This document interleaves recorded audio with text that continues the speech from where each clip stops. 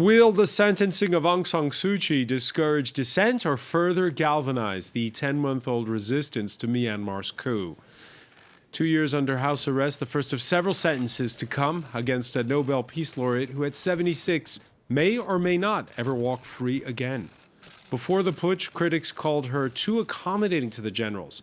Now that she's silenced, is Suu Kyi reinstated in her status as the face of Myanmar's pro-democracy movement?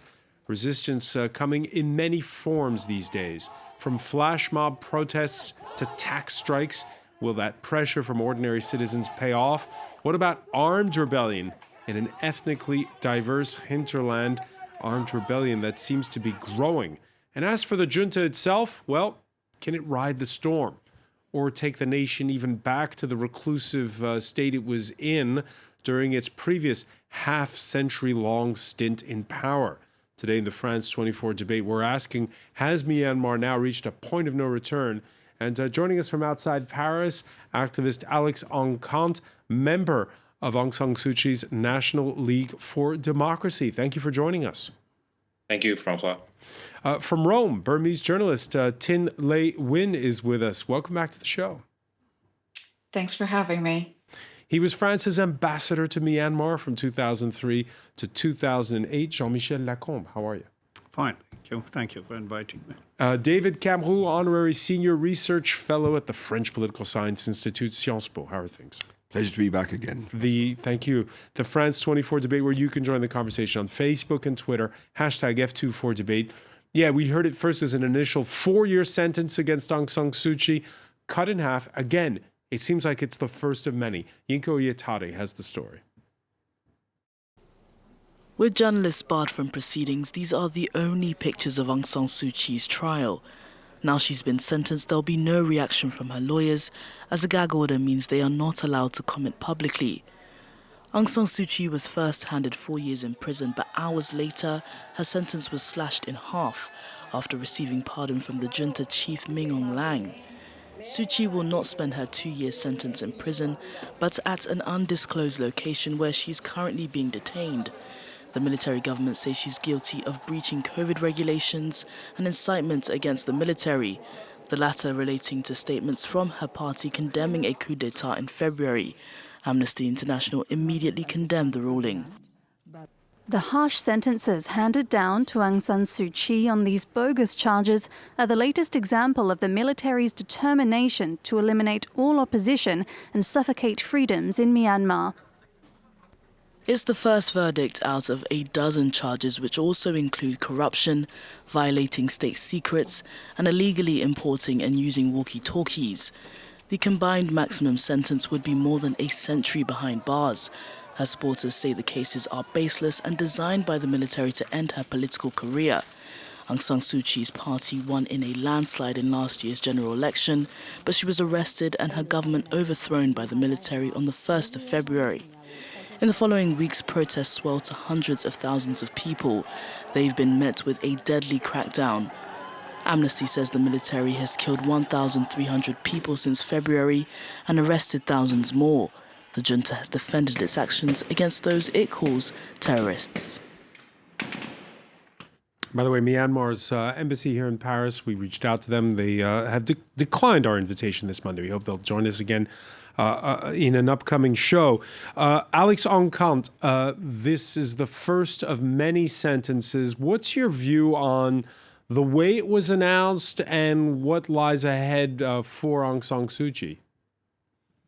Thank you, Francois. And first of all, I'd like to say that just before today, we had a very disturbing video released online in Yangon of a small protest group. So as you know, there are still protest groups still going at large inside the country. And a military truck crashed into this protest troop, killing about 5 people on the spot. Yeah, we're gonna show that video in a moment from Sunday, Alex, and I want to get to the resistance. But first, what about Aung San Suu Kyi herself? I think this has shown that the lack of contact with the outside world. She has not been allowed to speak to anybody. Her lawyers have not been allowed to speak to anybody, and so this gag order really puts us at a distance where we have very little information of how she is feeling, what is the situation of her health, and what really went on inside those court cases as well. We have no hearing that is publicly announced, and so this bogus charge, as you said, and this 2-year pardon is really just another way for the military to entrench themselves into power. Tin Lei Win, the fact that they're staggering all the cases, what does that tell you? Well, I think, soon after the coup, I was on this show and I think David was there as well. And I think we were talking about how the military's intention was just to decimate, the NLD and the presence of Aung San Suu Kyi in Myanmar's politics, because as long as they exist, there's no way for the military to win elections or hold on to power. And I think this is, one of their tactics to prolong and in a way psychologically, torture both the people of Myanmar and the defendants as well, and in a way to show that they have the power. And I think, like your correspondent said, this is just the first of many verdicts to come. And the anti-corruption charges and the Official Secret Act charges, those are the ones where the maximum sentences can be really, really high, up to 15 years for each case. And, it is not a surprise.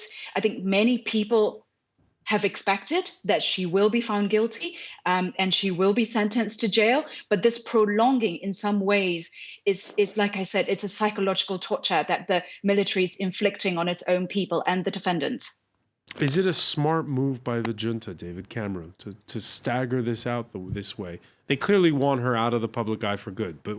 They want her out of the public eye, but my question is this counterproductive? Because in a sense, as a symbol that we don't know quite what she thinks, she in a sense is more powerful than if she was free. And also it's counterproductive in the sense that now, in what we're now calling the Myanmar Spring, where we're in a kind of somewhat revolutionary environment, a new generation has taken partial control of the democratic movement. And so she's become a symbol. She's no longer an active figure. She's more of a symbol and less of an active figure. And the fact that there is a government that is a government in exile, the National Unity Government that's been created, means that, yes, she is more a symbol and less of an active figure. And so keeping her as a symbol, in a sense, for the military is counterproductive. Jean-Michel Lacombe? Well, I think the resistance movement now, Aung San Suu Kyi has nothing to do with it. She was under lock and key right at the very day of the coup. The movement organized itself without the lady, because for abuse reasons. It has a life of its own now. And is the NLD at the center, her party, is it at the center of that resistance movement or not? The difference between NLD, the party, the organization, and the lady, because nobody can talk to the lady. I'm familiar with this situation when I was posted there. And then what we have seen is a farce. And you are sentenced to 4 years, maybe 2. It's a kind of rustic dialogue with the international community. We are nice. We can talk. We can engage. The Russian and the Chinese will say, and the ASEAN, of course, will say yes, of course, and don't miss an opportunity. And then the international community, the West, will not be convinced. No? The rational reason is they want her not to be able to run for the elections, which they've planned. Their word is not really worth a great deal, but they're planned for 2023, so she wouldn't be able to run. The question is, will there also be a banning of the National League for Democracy? It would appear that the Chinese have been putting some pressure on the junta not to ban the NLD. But that's the next thing that we must be careful to watch. So, Alex Onkant, there is a shadow government that's been installed. There's been, as our panelists here saying, the the civilian opposition that's been organizing itself these last 10 months. How central is the NLD to that organization? In many ways, this government is a creation of the CRPH, and the CRPH is the community representing the parliamentarians, which was legitimately elected in November 10th of 2020. And so this government is claiming its legitimacy from this 2020 elections that all the international observers and parties agreed upon, and which the people voted in and was claimed to be free and fair. In this elections, the NLD did win by a majority rule, and so there is this presence. However, that is up until that creation. In this new government that has been formed, a new sense of unity has been formed between all parties and between all ethnic groups, or all activist groups, whatever, and so forth and so forth that you will name. The reason being is that the military is now very clearly the only obstacle in the Burma's path towards a free and fair democratic federal country. And so the new understanding between all of these actors is that it is not only just going to be the NLD, and in fact, we have seen a very diverse cabinet of ministers that has been formed.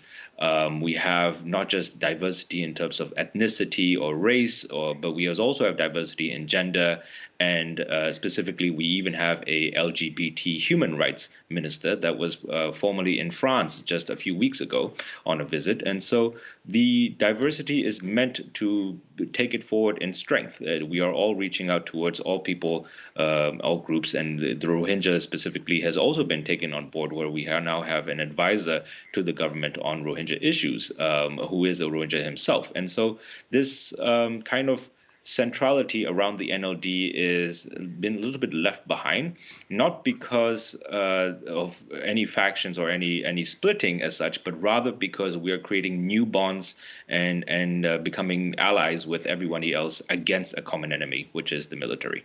And meanwhile, as you were saying at the outset, Alex, the protests never went away after last February's coup and the initial big demonstrations we saw. And as you mentioned, on Sunday, there were demonstrators in Yangon that came out for a flash mob ahead of the Aung San Suu Kyi verdict. This footage courtesy of San San. Just minutes later, security forces ramming a car into the crowd. It's disturbing footage. At least 5 killed, and that's raised the temperature in the country's largest city and throughout Myanmar.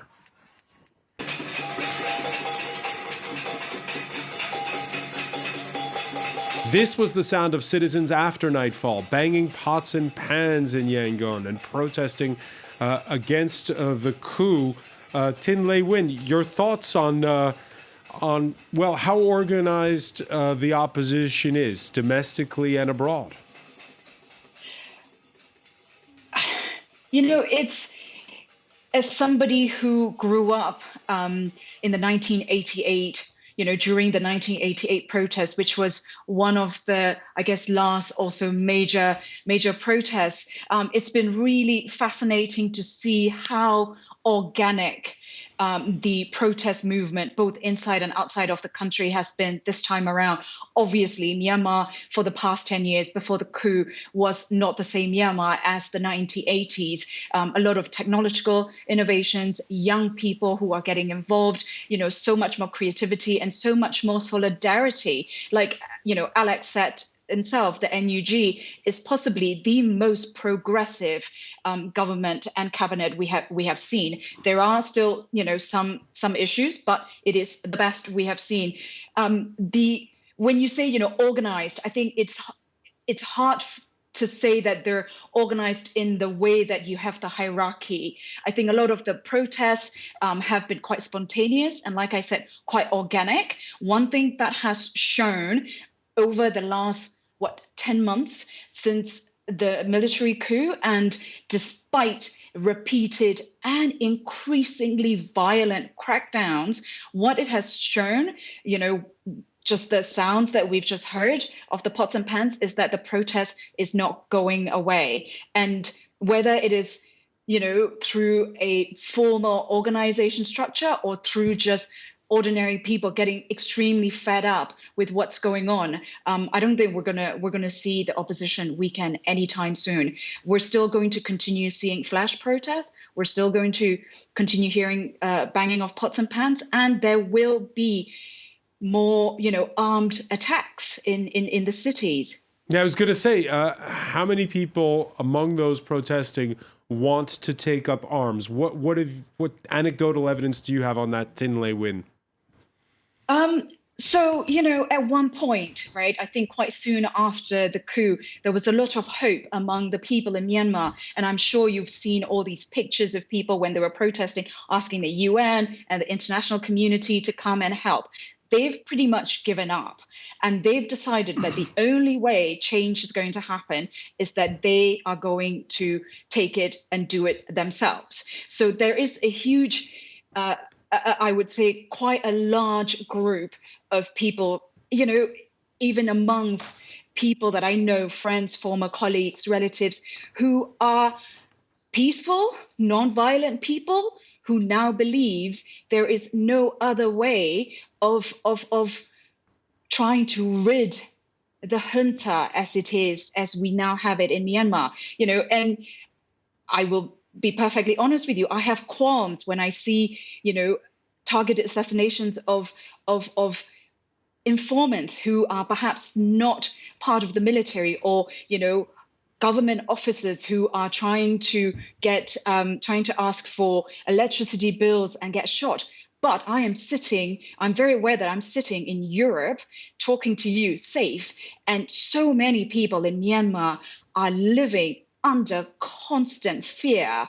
And the only way they think that's gonna change is if they take up arms. And it's gonna be very hard to draw back from that. At what point, Jean-Michel Lacombe, do we call this a civil war? Well, if it is a show of strength, you have to know who is ready to fight among the ethnic armies. You have two of them which are not ready. The war army and the... Before we talk about the ethnic armies, just when you hear what Tin Lei Win is talking about, people who more and more are taking up arms or are carrying out summary executions of those who collaborate with the junta.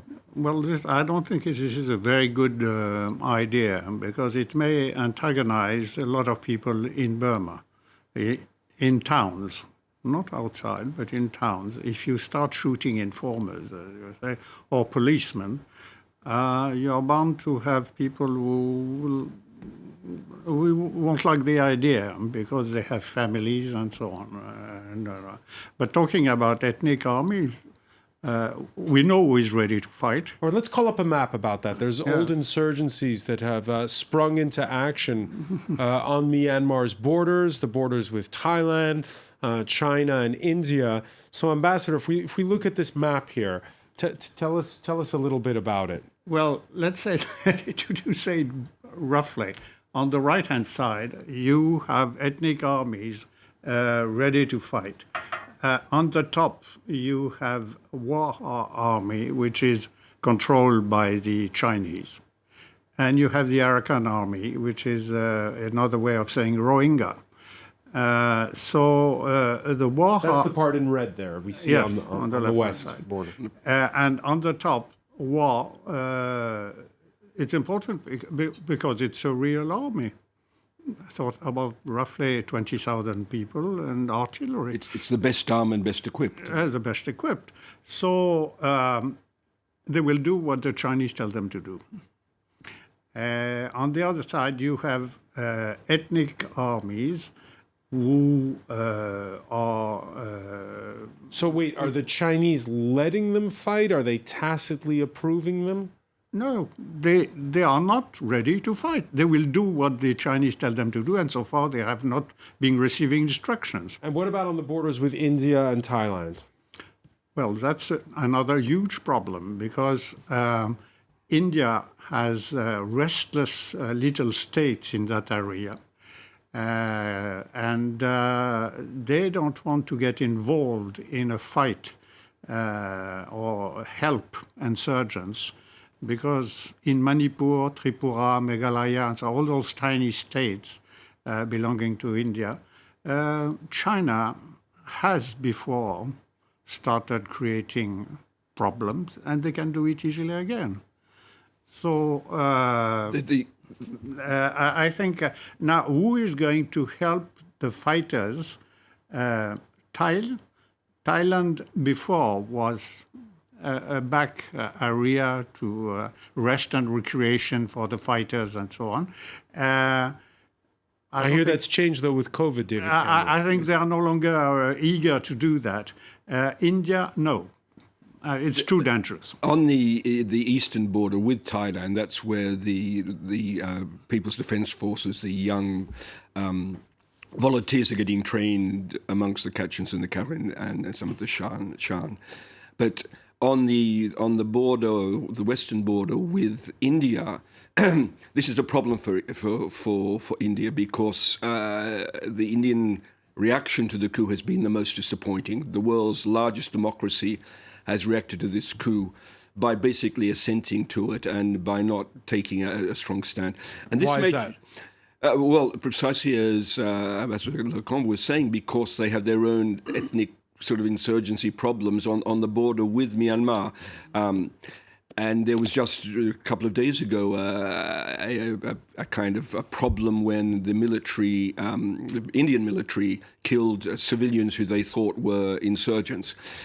However, we now have refugees coming, especially from Chin State. And Chin State on the border with India is a particular target of the military. The Chin have historically been their greatest adversary going back to World War II. They know their terrain very well, but they're the worst armed. They've got homemade rifles, and so they're an easy target for the military. And that's where we've seen villages being burnt down. And really the use of air power to try and destroy the insurgents. Can the military do it all? Handle an insurgency to the east, to the north, to the west, and basically, according to this map, a little bit to the south, and crack down on civilians in the big cities? Probably not. They can't do it all. They can certainly repress. It's the only thing they know how to do, and maintain a situation of stalemate. But it's the civil disobedience movement which perhaps is the greatest threat to them, because when people refuse to pay their electricity bills, when the military shows it's incapable of helping the civilian leaders who they are close to them, who are soft targets, then this becomes problematic for the military. But we're in a situation of a stalemate, and this is where we'll talk about this perhaps later. The international community needs to act. Alex Ankant, your thoughts on all these groups taking up arms or taking up arms at the same time? We can show images, by the way, while you're speaking, from the French news agency AFP of the Karenni Nationalities Defense Force, the KNDF, training recruits in Kaya State. This is kind of like propaganda video that we received this Monday. Your thoughts on this, Alex? The fact that, you have all these armed insurgencies now. Thank you, Francois. Well, first of all, these armed ethnic groups, as we call them, have existed for over 60 years. Myanmar is home to the longest running civil war in history as well. And many of these ethnic groups primarily took up arms since those days against the military, the Burmese military as they saw it. It is because they have been, systematically oppressed, and there has been what we call clearing operations over the years. There has also been the Burmese Myanmar military has also never been more ethnically diverse in its leadership, and they have systematically done so many oppressive things. Only now are we banding together because we have seen the shared suffering, and so this taking of arms is not a new thing. That's the first thing to be established. But when we see incidents like this video of people being crushed on the streets by a car, when we've seen videos again of homes being raided, of children as young as 2 to 3 year old being shot, even in the safety of their own homes, and we've seen over 1,200 people that has been killed since February 1st, that boils your blood when you're inside the country. And so a lot of these people that used to believe in peaceful protest, and there are, as we've seen, still many who still continue to peacefully protest inside the cities and in many areas every day around the country. And so when this movement when peace is not afforded to them, and when protection is not afforded to them, and when we've seen that the military responds with overwhelming violence, that includes, again, not just these horrendous acts, but also the burning of entire villages and so on and so forth, that gives people a sense of feeling that they have nothing else but to turn to a angry response of fighting arms. And on that score, Alex, what contacts, if any, are there between the government in exile and those different rebel movements? Sure, I'll get to that, and which is that when people have this sense, they turn to other means of defense, and so this is why this has been called a defensive war, that the taking of arms that has been started over the last 2 months, and so these forces have joined many other of these ethnic armed forces, and they have all grouped into what we now have are three varying types of resistance defense, as we call them. The first would be, organized People's Defense Forces, or PDFs, as we call them, that are directly under the control of the NUG and that are responsible for different, and they have formed, as we've seen, different conventions of armed response that are supposed to follow, such as the Geneva Convention and so on and so forth. The second type is rather the defense forces that are under the control of the ethnic armed organizations that are still independently operating on their own, and they're probably the longest operating ones. And the third are more local defense forces that have spurred up locally that are not really connected to everybody. And are all three of those kinds of militias in contact with the government in exile? No, only the first that are the more official PDFs are in contact with the government in exile. The others are kind of operating independently or on their own. And also adding to the former discussion around India, I mean the borders around India, Zagaing is also another state like Chin State that has seen heavy repression. But let's not also forget that, just to give you a very concrete fact, in October of 2020, India delivered a submarine to the Myanmar military. And so this military relationship that continues, which we expect to continue to this day, is also very difficult. But that does not cover the relationship. And so a lot of the forces around the border regions are seeing different activities and different new alliances. Tin Lei Win, I'll put the question to you that I put to Ambassador Lacombe. At what point do you call it a civil war? Well, I'm just going to echo what Alex said. Myanmar has been in civil war for almost 70 years.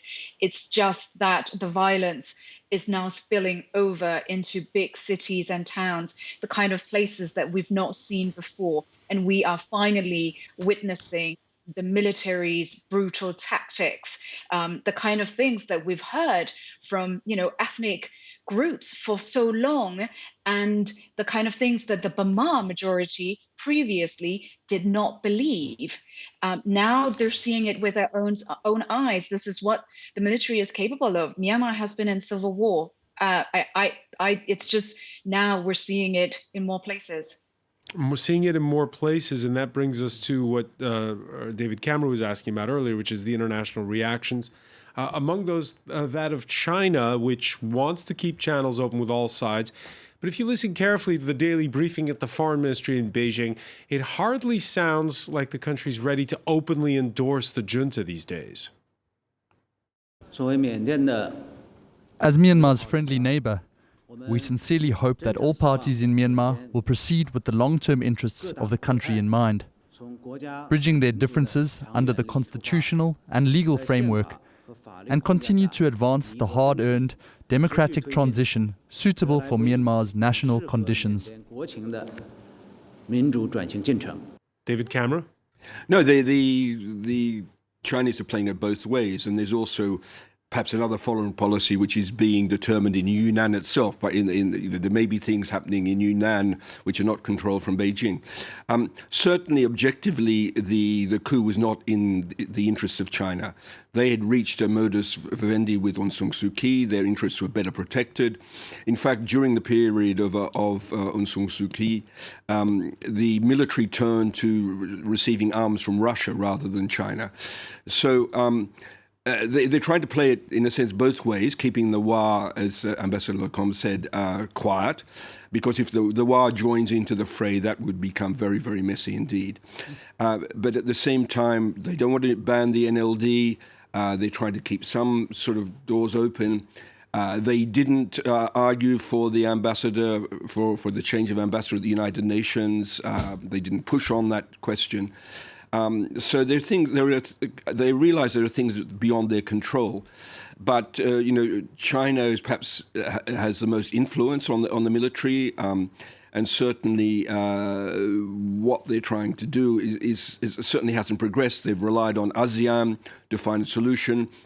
The ASEAN solution has not worked. The junta has refused to meet the special envoy. The problem is, when you try and isolate a military junta which wants to be isolated and return to the situation that they knew for 30 years for 40 or 50 years, it doesn't really, it's counterproductive. So in a sense, the isolation of the military is something that perhaps the military, wants. One hopes that there may be some changes within the military, that there may be more moderate officers. This may be an illusion. Some would argue, some people who know the military much better would argue that if Min Aung Hlaing could be replaced by an even harder liner. One hopes that there are some moderate officers like existed at the time of Kim Nyunt and of Thein Sein, but we've not got at the top level, we've got no indication that there is any kind of fractures occurring in the junta. And Jean-Michel Lacombe, you were telling us the last time how trying to figure out what goes on inside the junta, it's harder than Kremlinology. Yes. Now, to close the matter about the army, the regular Myanmar army is an ethnic army. You cannot raise above the rank of captain if you are not Buddhist. So this army had no qualms on machine gunning down ethnic minorities, but now they have to shoot Burma, that is Buddhist, and it's more difficult. You have, so far you had no regiment or battalion going on the other side, but you had defection of people. Yeah, about 3,000 defections, but nobody above the level of captain, I don't think. Well, captain, if you are Catholic, you cannot raise above the rank of captain in the army. Chinese, the first time that the Chinese were very clear about the problem that the junta is creating is when they had to vote when we wanted, they repressed the Buddhist demonstration in 2009, and China vetoed. But they said that really the junta were making life very difficult for the Chinese diplomacy. And that was very clear at the Security Council. Tin Lei Win, when you think back to what's happened since February 1st, would you say that surrounding states have acted according to script? Yes, in the sense that they've not done anything to stop what's happening in Myanmar, right? I mean, ASEAN has been shockingly disappointing. The international community have not been much better. There have been a lot of rhetoric, but there hasn't been, that much of actual support. And in that sense, again, Myanmar is being left to its own devices. And that's also why we are seeing the armed conflict. And, I agree completely with David in that the junta wants isolation. The junta also wants the rest of the world to forget about Myanmar, think of it as a failed state and just leave it alone so that they can do whatever they want with it. And I think it's very important that the international community does not, let them succeed. I'm at a loss, though, as to come up with the exact strategy. Okay, do we isolate? Do we not isolate? Because in many ways, the junta is so intransigent and inflexible that, it's hard to see how things can change unless China or Russia do something, or there's mass defections within Myanmar. One last point that I do want to make, though, is that I would really like the international community to see what's happening in Myanmar in a broader context beyond just the politics and the conflicts and the killings, because there is a humanitarian crisis brewing in Myanmar, and a very bad one at that. The most recent article that I wrote about, there are people who are not displaced, who are not affected by conflict, but are facing tremendous difficulties, rising poverty and hunger. And things are going to get worse. Just a few days ago, the UNDP released the first survey post-coup and found that nearly 3/4 of the household has reported a drop in income since the coup. And 1 in 10 respondents said that their household currently do not have any income. So the international community needs to look at it beyond the narrow confines of politics and conflict. So, Alex Onkant, listening to that, you feel that the international community should be pressed to further isolate the country, to reach some kind of tipping point. After all, we're talking about a junta that has its fingers in many pies in the economy of the country, or do you let this play out domestically? Thank you, Francois. And I think the junta, despite what people might seem about their strength and solidarity, is not as solid as we've seen. We've had several thousands of defections, and then there are still many potential defections that have not yet come through. There was a Western commander of the military junta of Western Command that tried to defect, but was not successful, and he was actually caught. But when it comes to the international community, I think there is often this oppression that, and when I talk to a lot of these people, they often feel that they are quite already doing a lot in terms of what diplomats do on a day-to-day basis. And that's perhaps sad, because despite what they do, and I agree that in the broader context of what internationally is now available to diplomats, then this might be quite a lot, but it simply is not enough to push the Myanmar military. The tools that we have at our disposal are still very much archaic, very much 80s, if you think of that way. And so the tools that we need to actually topple or to force the military to come to at least some sort of terms is not yet fully explored. So what tools exactly? What are you thinking of? Thank you for asking that. And that's, when you adopt a mindset of, okay, let's do something, then we can come up with endless options. One of the options that has been, speculated around and thrown around is to look at bank accounts that are directly in contact or used by the generals, such as those that are many that we know of that are held in Singapore. Singapore is often the key to the whole situation. And so freezing those bank accounts, looking at those assets, looking at really who are the businessmen, the middlemen that are carrying out those business deals for the military, making sure that, really squeezing down on the finance in a way that is a lot more innovative, a lot more, shall we say, tighter knit than what broad sanctions would be able to do.